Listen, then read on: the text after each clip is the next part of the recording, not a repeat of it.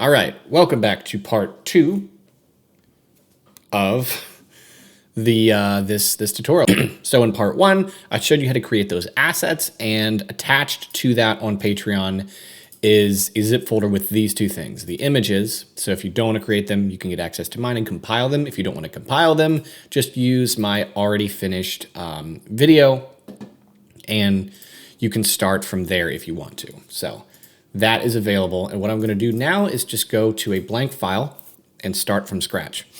And let's make it happen. So I'm going to hit Shift A, and we're going to get a plane. And we're going to head into geometry nodes. And I'm going to go ahead and just remove this window here. I'm going to click New, delete the input, and we're going to get a grid. So Shift A, search GRID. If you're using Blender 4, you don't need to click search anymore. All right, we're gonna go ahead, I'm gonna click and drag and do a size of 10 and of 60 vertices across. So if you go here to the wireframe, now you can see we have nicely subdivided. So what we can do now is go ahead and get an instance on points. My mic is covering my keyboard, so we'll do it here. We'll do an instance on points, and then we'll get an icosphere. So icosphere, and we'll plop that here in the instance, and then you can just go ahead and click and drag here and scale them down. So now we have this happening. So now that we're here, we can go ahead and use the image texture to mask out all of our objects. So let's go ahead and get that. IMA image texture. We're going to plug that into scale, and we're going to go ahead and open up my video here. So go ahead, if you want to use mine and just follow along. It says 126. So remember, this has 126 frames. It's 126 frames long. Notice it's a little weird. We've got some stuff going on, but it's weird. So what we're going to do first is get a map range to actually be able to scale these objects. Now you can see they're here. And if I play with this frame thing, you can see that it's kind of working. But one thing that might not be obvious is it's actually tiling. It's tiling the image. And so what you would do is go from here from repeat to clip. So now it's this big, and it presents a problem of how do we scale it? How do we map it properly? Because Geometry Nodes doesn't have a kind of a seamless mapping workflow similar to you would have in the shader editor. I don't know if that's by design or by development, but we can make our own mapping. So what we're going to do, I'm going to go look at my file here. We're going to get two vector math nodes, VEC. So we need vector math. Do that again, VEC, vector math. Let's get them here. And this first one we're going to set up to divide, and this other one is going to stay on add, and we need to get a position node. So POS, position. And so what we'll do is we'll just plug this into the vector, plug this one here, and then on this one, click and drag into 5. This one, click and drag into 10. Plug that into vector, and bam! Did I scare you? It's now mapped correctly. You can kind of see how this works. That's sort of moving it around. This is actually stretching and squashing it to the right and the left. So this is our custom mapping. So if you did all the exact same things that I did in terms of having this grid be size 10, vertices 60, you'll get the same thing I did. Now what you can do, and this is also why the gradient is so cool, it scales them. You can now play with the scale of everything. Maybe introduce just a few, and you'll also invert it if you want, just so you can introduce a couple like this. So now we have this whole thing, and this frame selector right here will tell you which frame to play of the movie. So it's a little different than playing video files in the shader editor, but it's effectively the same thing. It's a little weirder, not super intuitive, but this is how it's done. Now we can kind of move on to the rest of this tutorial. So I'm going to go ahead and bring it up one more subdivision. We are going to set shade smooth right here. I don't want these guys to touch, so let's go ahead and bring them down. The max is, the biggest, the min is the smallest, and so that you can kind of have them dance together if you want. But we can refine that later. So now we have this whole thing. We're going to go back to layout. I'm going to hit RX90, And then what I'm gonna do is we're gonna do the box method if you're new to the channel or new to my work. The box method is my foolproof way to make looping animations where the camera's flying through things. So here's how it works. We're gonna go ahead and get a plane. I'm gonna hit S10. And then I'm just gonna hold down Control and bring him to the edge. Now make sure you're holding down Control and that will snap it exactly where it needs to be. And then I'm gonna hit Alt-D and snap this one to the middle. So now we have these two guys. I'm gonna go ahead and highlight them, or I'm gonna just hit A and highlight everything. Hit M, New Collection, and I'm just gonna call it Loop. You can call it anything you want. And the beauty of the box method is now you can hit Shift A, Collection Instance, Loop. Again, hold down Control and snap them to the edge. So you can see that? So this plane that we made is a visual guide to make sure you're doing it right. If you're super into math and very technical, you don't need it. You can just know the math is right. I'm a visual learner. I'm a visual designer.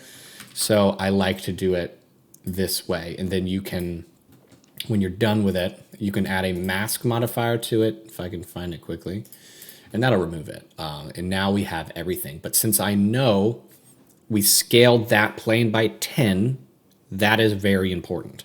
I'm going to bring it back for a second so we can get the camera going. So I'm going to hit the tilde key and go to the front. I think that's the correct way to do it, yes. So tilde key, go to the front, and we're going to get camera.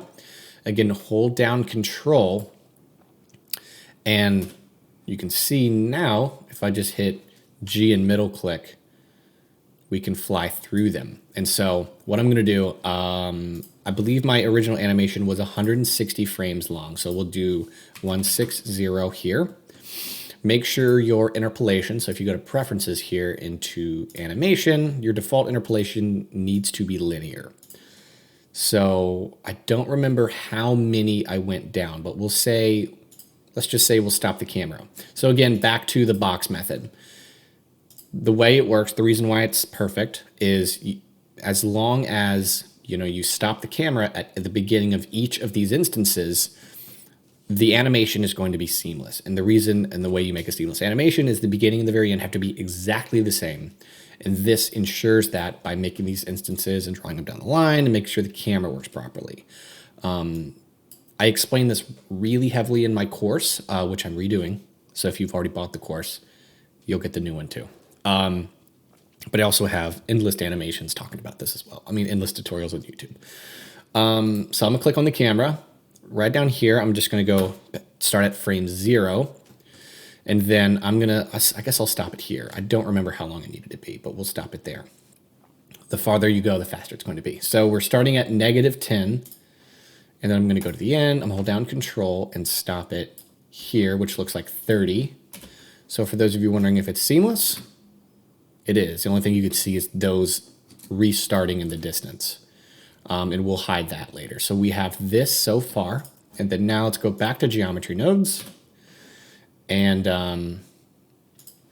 let's see, click on the plane. And let's just go ahead and animate this here. So I'm gonna go right up here and get a timeline. Go back to frame 0. I'm gonna go right here and hit I on frame 0. And then it's 126 frames, so 126. And so basically what it's saying is over the span of 160 frames, go all the way to the 126th frame of this. So it's actually going to play the image slower than it's actually being input. So if you want it to be real time, you would want to have 126 frames. So it's so like if you have 500 frames, then this would be much slower. So you can kind of figure that out in your head. But now if I press play, we are traveling straight through this and it looks awesome and some things are too big. What I'm going to do is make my camera a little wider angle.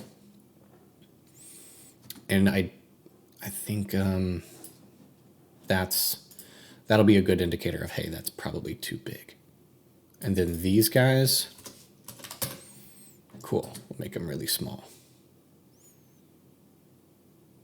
This looks really nice. Okay, so let's stay in geometry nodes here. We're gonna get a set material node. Let's go over here and create a new material and make it emissive. So we'll give it a strength of like 30 and then pick it. So now if we go here to Eevee, which right now it's in cycles, so I'm going to switch over to Eevee. You can see it's white. If you watched the video, if you watched those of you here on Patreon got early access today. So if you watched the video, know I made it red. So in this case, let's go to the world and then make it white.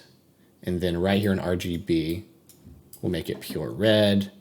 And then we need to go here to the volume and then add principled volume. And then what that's going to do is just make them kind of disappear into the distance like this. See that? So now you don't see them restart. So if we go to here, so watch this, playing with the volume. See that sort of opacity effect? That's what we're creating. And then all we have to do is bring up the strength of the world, and that'll bring it back to a vibrant red. Or do anything you want. Do what you think is cool. Totally up to you. All right, so now we have our whole animation. It's pretty much done, but I did mention the motion blur in the video. So click on the camera. Actually, no, it's just going to be in your Eevee settings. Click on motion blur and exaggerate it from 0.5 to 2, and watch this. So it creates this stretches out those particles. So if you go to like here, where it's particles are just kind of sporadic around, it creates this really, really cool look. If you go to 0.5, you'll notice it's much lower. I sound like I said much slower. It's much lower. So see how that's just kind of stretched out? It's the motion blur you would expect, but you can add sort of an artistic flair to it and stretch it out farther. So something like this. There we go. I mean, how sick is that? So that's the whole thing. I added a vignette in Premiere. So if you want to, add some post-processing, you can. I would add some grain, which you can do. So let's go ahead and render this frame. And if you want to make it feel a little more organic, a little more, lived in, go to your compositor. I'm going to click Use Nodes. I'm going to hit Shift-A and get a viewer. And then I'm going to hold down Shift and right-click.